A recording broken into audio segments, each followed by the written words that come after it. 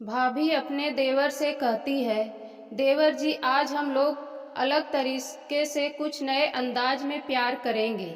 देवर काफ़ी खुश होता है, कहता है ठीक है भाभी, आप अपने तरीके से जो करना है करो।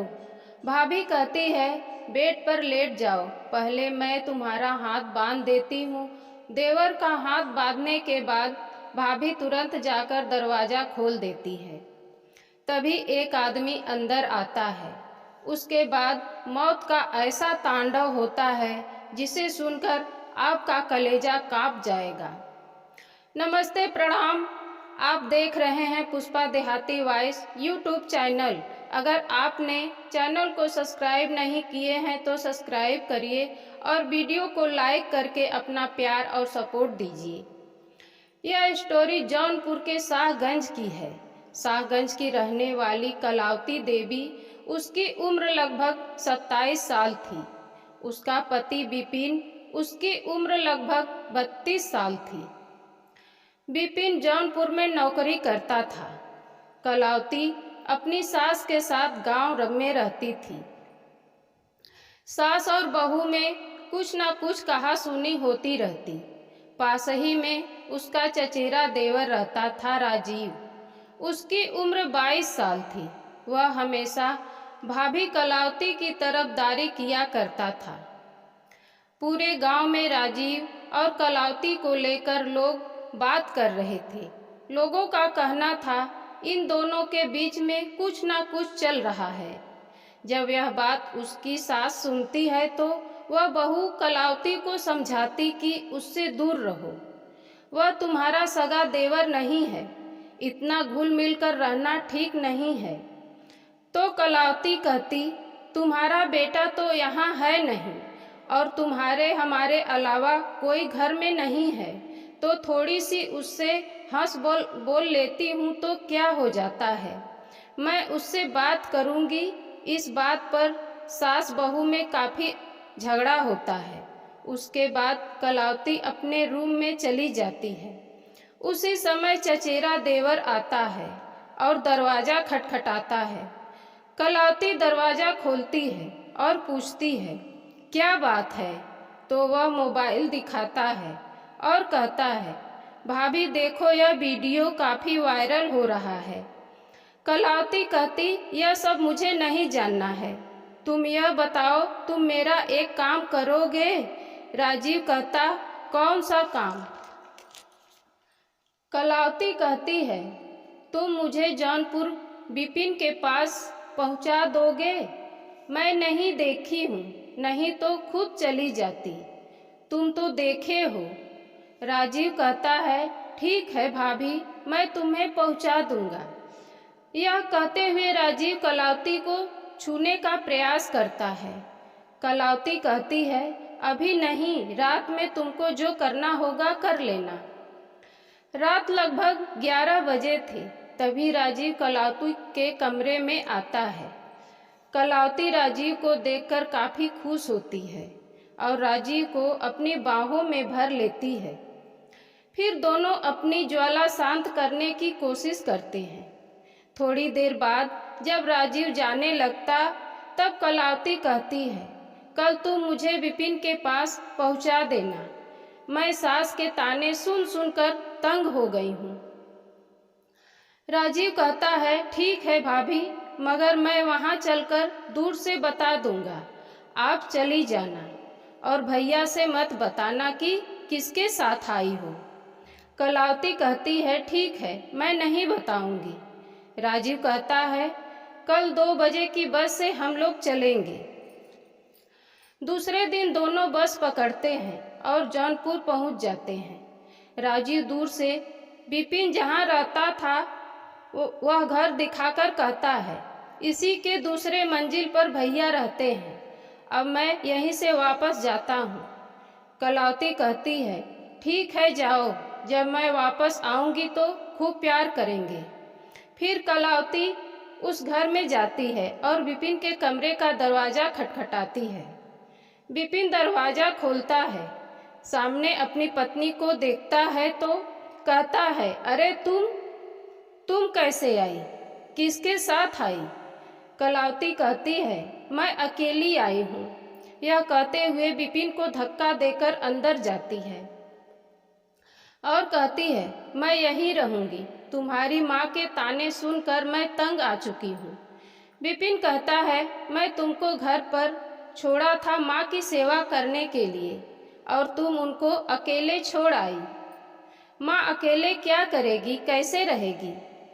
कलावती अपनी जिद पर अड़ जाती है। मैं यहीं रहूंगी। विपिन कुछ समझ नहीं पा रहा था। रात होते हैं, कलावती विपिन के पास जाती है। विपिन कहता है, मैं काफ़ी थका हूँ, मुझे परेशान मत करो और सो जाओ। कलावती मायूस होकर यही सोचती है कि कैसा पति है, इतने दिनों बाद मिला है और प्यार भी नहीं कर रहा है। एक एक दिन बीतता रहता है। एक दिन कलावती कहती है, मुझे पैसे चाहिए, मुझे भी अच्छे अच्छे कपड़े लेने हैं। मैं भी यहाँ के लोगों की तरह कपड़े पहनना चाहती हूँ। मेरे पास अच्छा कपड़ा नहीं है। विपिन कहता है, कितने पैसे चाहिए? कलावती कहती है, मुझे 5,000 रुपये चाहिए। विपिन कहता है, मेरे पास इतने पैसे नहीं हैं। अभी मेरे पास 2,000 रुपये हैं राशन के लिए। यह लो 2,000 और जाकर राशन ले आना। शाम को जब विपिन घर आता है तो देखता है उसकी पत्नी कलावती ढेर सारा कॉस्मेटिक सामान रखकर सज संवर रही है और कुछ नए कपड़े भी पास में रखी थी। विपिन समझ जाता है यह राशन के पैसे का ले आई है। विपिन गुस्से से कहता है, तुमको राशन का पैसा दिया था मैं और तुम यह सब ले आई। अब मेरे पास पैसे भी नहीं है, राशन कैसे आएगा? कलावती कहती है, तुम मेरे पति हो, मुझे जो चाहिए तुमसे लूँगी। विपिन गुस्से में घर से निकल जाता है और एक रेस्टोरेंट में जाता है। वहाँ पहले से ही विपिन का एक दोस्त संजय चाय पी रहा था। विपिन उसके पास बैठता है और संजय से कहता है, मेरी पत्नी बहुत ज़्यादा परेशान कर दी है। संजय कहता है, क्या हुआ? तो विपिन सारी बात बता देता है। संजय कहता है, तुम्हारी बीबी काफ़ी खूबसूरत है, अगर सजना संवरना चाहती है तो उससे शौक पूरा करने दो। विपिन कहता है, दोस्त मेरी माँ की दवा में काफ़ी पैसा खर्च हो जाता है, अगर यह इस तरह खर्च करेगी तो और खर्च कैसे चलेगा? संजय कहता है, ठीक है, तुम मुझे अपने घर ले चलो, मैं भाभी को समझा दूंगा। रात को लगभग 8 बज रहे थे। विपिन संजय को लेकर अपने रूम पर जाता है। संजय को देखकर कलावती पूछती है, यह कौन है? तभी संजय बोलता है, भाभी जी भूल गई, जब मैं आपकी शादी में गया था और जब आपको देखा था तो मैंने ही कहा था कि आपसे सुंदर कोई नहीं है। यह सुनकर कलावती मुस्कुराकर चाय बनाने लगती है और संजय से कहती है, अपने दोस्त को समझाओ, हमेशा मुझसे झगड़ते रहते हैं और गांव जाने को कहते हैं। मैं तो यह चाहती हूँ हमेशा इनके साथ रहूं और मेरी सभी ज़रूरतों को पूरी करें। संजय कहता है, भाभी जी आप चिंता मत करिए, आपको जो चाहिए मुझसे मैं ला दिया करूँगा। अब आपको कोई गांव नहीं भेजेगा। फिर तीनों कुछ बात करते हैं, फिर संजय चला जाता है। दूसरे दिन करीब दिन के 2 बज रहा था। कलावती किचन का कुछ काम कर रही थी। तभी संजय आता है और कहता है, भाभी मैं आपके लिए कुछ गिफ्ट लाया हूँ। कलावती कहती है, क्या है? संजय बैठ जाता है और कहता है, आप अपने पैर मेरे घुटनों पर रखकर आंख बंद करिए। कलावती अपने पैर संजय के घुटनों पर रखकर आंख बंद कर लेती है। संजय कलावती के पैरों में पायल पहनाने लगता है। उसी समय विपिन आ जाता है और कहता है, यह क्या हो रहा है? संजय कहता है, यह पायल मुझे अच्छी लगी तो मैं भाभी के लिए ले आया। अब मैं चलता हूँ, मुझे कुछ काम है। संजय के चले जाने के बाद विपिन कलावती पर काफी गुस्सा होता है। विपिन कहता, तुम्हें शर्म नहीं आती? वह मेरे साथ काम करता है, इसका यह मतलब नहीं कि तुम उसके इतने करीब जाओ। कलावती बोलती है, नई जगह है, मैं किसी को जानती नहीं, अगर उसे थोड़ी हंस बोल ली तो बुरा मानने वाली क्या बात है। विपिन कहता है, माँ ठीक कहती है, एक आध बाल बच्चा हो जाए तो सब ठीक रहेगा। कलावती कहती है, तुम और तुम्हारी वाहियात माँ दोनों ने मुझे परेशान कर रखा है।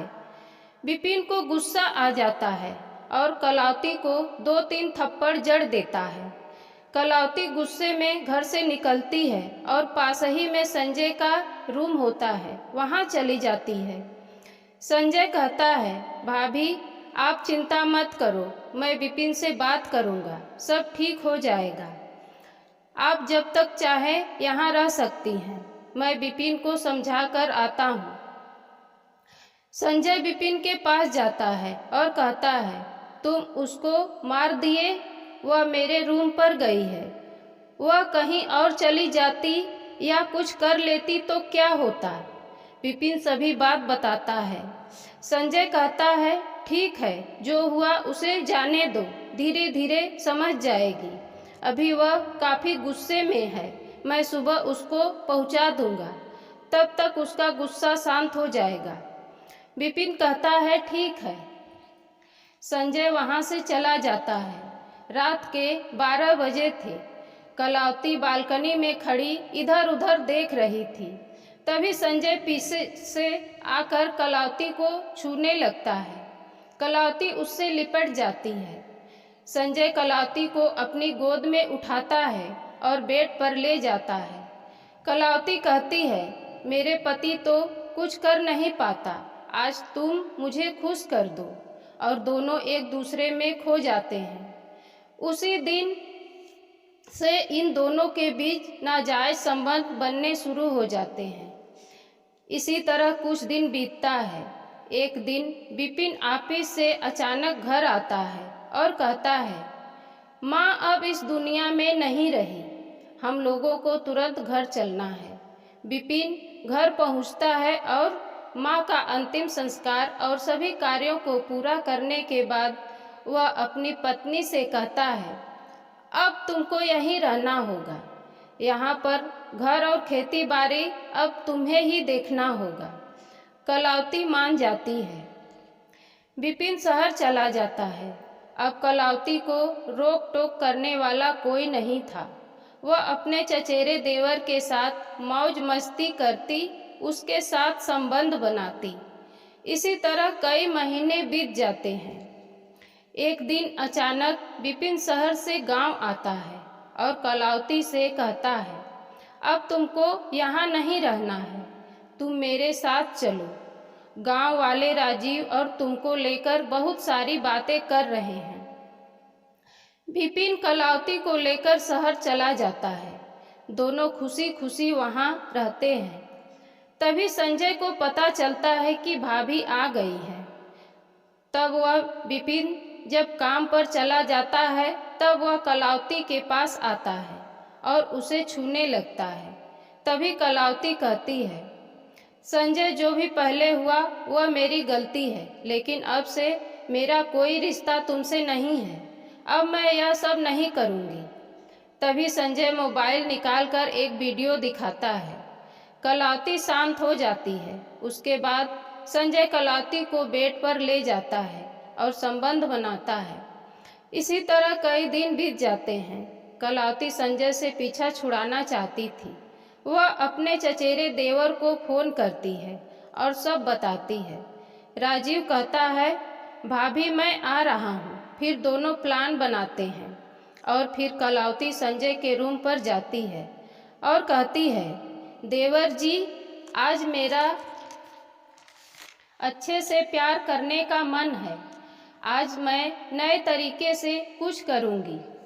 तुम बेड पर लेट जाओ, तुम कुछ नहीं करोगे, इसलिए तुम्हारा हाथ बांध देती हूँ। कलावती संजय का दोनों हाथ बांध देती है। उसके बाद दरवाजा खोल देती है और राजीव अंदर आ जाता है। दोनों मिलकर संजय का गला दबा देते हैं। उसके बाद राजीव वहां से अपने गांव चला जाता है। कलावती अपने रूम पर जाती है। 3-4 दिनों बाद जब लाश से बदबू आने लगती है तो अगल बगल के लोग पुलिस को सूचना देते हैं। पुलिस जाकर देखती है तो संजय मरा पड़ा था। लाश पोस्टमार्टम के लिए भेज दिया जाता है। कमरे की तलाशी लेने पर संजय का मोबाइल मिलता है। उसके चेक करने पर एक वीडियो सामने आती है जिसमें संजय आपत्तिजनक स्थिति में एक महिला के साथ संबंध बना रहा था। पुलिस पता करती है तो पता चलता है पास ही के रहने वाली विपिन की पत्नी है। पुलिस कलावती को गिरफ्तार करती है। पूछताछ में कलावती इधर उधर की बातें करती है। जब उसको वीडियो दिखाया जाता है तब सब सच बता देती है। पुलिस पूछती है, तुम्हारे अकेले के बस का नहीं है यह काम, और कौन था? तब वह राजीव को भी बता देती है। राजीव को भी गिरफ्तार करके संबंधित धारा लगाकर दोनों को जेल भेज दिया जाता है। दोस्तों, यह स्टोरी किसी के भावनाओं को ठेस या किसी का दिल दुखाने के लिए नहीं सुनाई जा रही, बल्कि सतर्क और जागरूक रहने के लिए सुनाई जा रही है। ऐसे कृत्य से बचे, अपने परिवार और अपने आसपास के लोगों को सुरक्षित रखें। जय हिंद, वंदे मातरम।